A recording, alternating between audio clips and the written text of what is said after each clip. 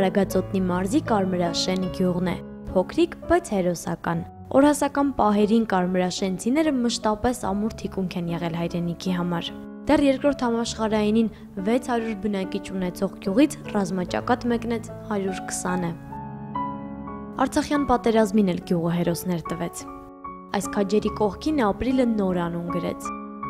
Ռաֆիկ Հակոբյան։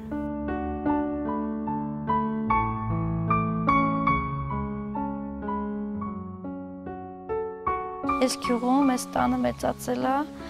այս բոլորս ստեղ էլ մանկություն անցել է,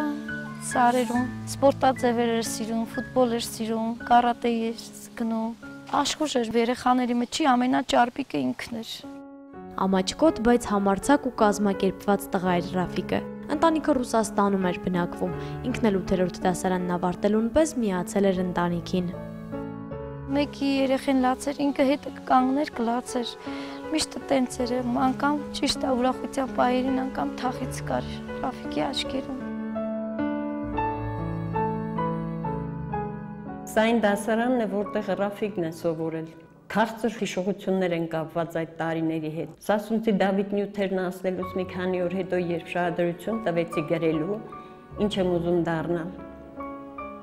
Ռաֆիկը գրել էր ու դարբին եմ ուզում դառնալ։ Դավիթի նման սուր եմ ուզում ունենալ ձեռքիս, որ մեր թշնամիներին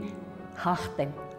Հայրենի սահմաններն ամուր պահելու մղումով դեռ 18-ը չբոլորած հայրենիք էր վերադարձել։ Բանակ ճանապարհելուց ինձ ասեց՝ «Մամ ջան, դու չլացես»։ Ասեց՝ «Մի լացի, դու ինձ չոր ճանապարհի, որ ես չոր տուն կամ։ Ես չեմ ուզում, որ դու լացես»։ Բայց հակառակը ստացվեց։ Միշտ էլ ամեն անգամ իր հետ կապված հուշեր մեզ ահավոր տանջում է։ Իրան բացակայ չենք նշանակում ոչ մի դեպքում, ինքը միշտ մեր հետ կա։ Վերջի անգամ զրուցել եմ ապրիլի 1-ին, իրիկունը ժամը 10-ին։ Ու ինձանից հետո 2 ժամ հետո այդ կռիվը սկսվել է իրանց մոտ։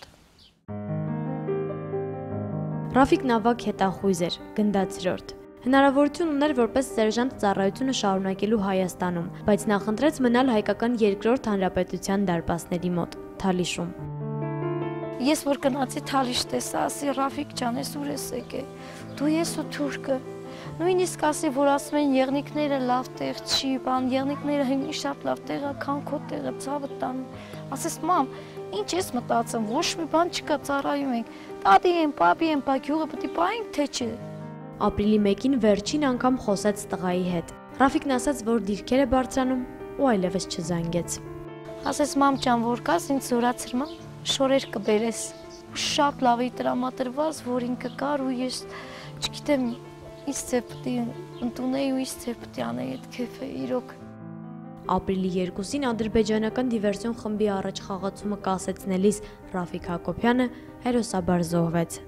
Չնայած նահանջելու հորդորներին, Ռաֆիկը մնաց հրամանատարի կողքին։ Գիշերը տենց ժամը 1-ի կողմերն էր, տեսանք, որ թուրքի մի խումբ գալիս է դեպի մեր պոստ, այդ ժամանակ մոտ մի 40 րոպեի չափով կռիվ սկսեց, դրանից հետո նրանք սկսեցին, մենք այդ դիվերսիայի խումբը կարեցանք հետ շպրտել էլի։ 1-ի գիշերը նույն պոստում էինք մենք, ես Ռաֆոն մեր տղերքը։ Տենց դիվերսիա սկզբից հետ տվեցինք, հետո հաջորդ օրը առավոտ ավելի մեծ խմբով եկան։ 15 ժամի չափով տենց խփում են շատ ծանր զենքերով, վերտալյոտներով, տանկերով եւ այլն։ Դրանից հետո ժամը ցերեկը 4-ից 6-ն էր ապրիլի 2-ին։ Այդ ժամանակ մոտ մի 80 հոգանոց դիվերսիոն խումբ եկավ մեր պոստի վրա ու այդ ժամանակը Ռաֆոն զոհվեց։ Ինչ համար ունեի Ղարաբաղ զանգել եմ, չունենք ոչ մի լուր, փորձեցի ասի տեսնեմ այս զինվորին զանգ կգնա, մի լուր իմանամ երախուց։ Այդ զինվորին զանգ գնաց, հիմի տվյալ պահին այդ զինվորը մեր տանն է։ Դե ասի, ես իր այդ չեմ ծառայել, մենք հա նույն տեղն ենք, բայց տարբեր տեղերում ենք կռիվ արել, տես չգիտեմ Ռաֆեի հետ կապված ինչ կա, բայց դե խափում էի, էլի նորը չէի կարող ասել, ձեր տղան զոհվել է։ Հրայրը Ռաֆիկի ամենամտերիմ բանակային ընկերն էր, անբաժան էին։ Ծառայության ընթացքում արդեն համոզվել էին, որ իրենց ընկերությունը քաղաքացիական պայմաններում էլ է շարունակվելու։ Լուսը պասում էր իրար հետ էինք մինչև մութ տալը։ Պոստեր ամենտեղ իրար հետ։ Պլանավորում էինք վերջացնելուց հետո 2 սեպտեմբեր վերջացնենք այս տարի։ Սկզբից ինքը մի քանի օր հետո նոր ես։ Պլանավորում էինք, որ դուրս գանք, գործեր անենք, ինչ-որ։ Ես իմ շատ հիշողություններ կան։ Իր զենքի ոտներն էր բացում փագում, այդ ժամանակ կռիվը գնում էր, արդեն թուրքեր հետ իրար էին խփում։ Ասի այդ ինչ ես անում, ասես մա հասկանա ոնց է հարմար խփեմ, ասի լավ։ Այդ է եղել Ռաֆետ ու շատ խառն է եղել, ամեն մեկս մի տեղից դες կրակում էինք ու սենց տեղերը փոխում էինք։ Թևս կրակած է, գնդակի արված։ Մի ոտքս ջարդված,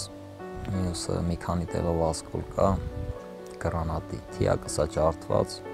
Տղեկը իմ աչքի առաջ են սաղ զոհվել, սաղին տեսել եմ ոնց են զոհվել։ Ես էլ ընտեղ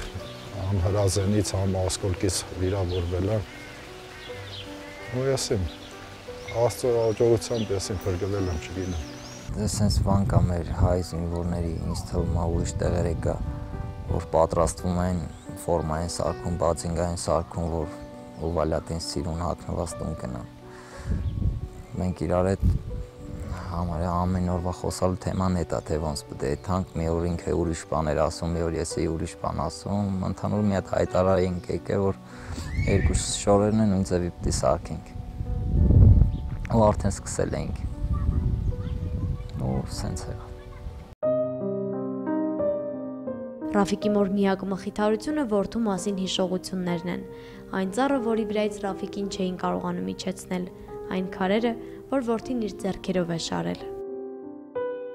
Մխիթարում է, որ հերոս է եղել, բայց ի սկզբանե ես իրան հերոս կնահատե։ Ես կուզենա ինքը հետ գար սովորական զինվոր, բայց ոչ մահացած հերոս, թող ինքը որ հետ գար, ես ավելի հերոս կզգայի ինձի, որ իմ տղեն չի փախե, հա, բանակից եկել է, ծառայել է հայոց բանակին ու հետ է եկել առողջ, առույգ ու շատ լավ։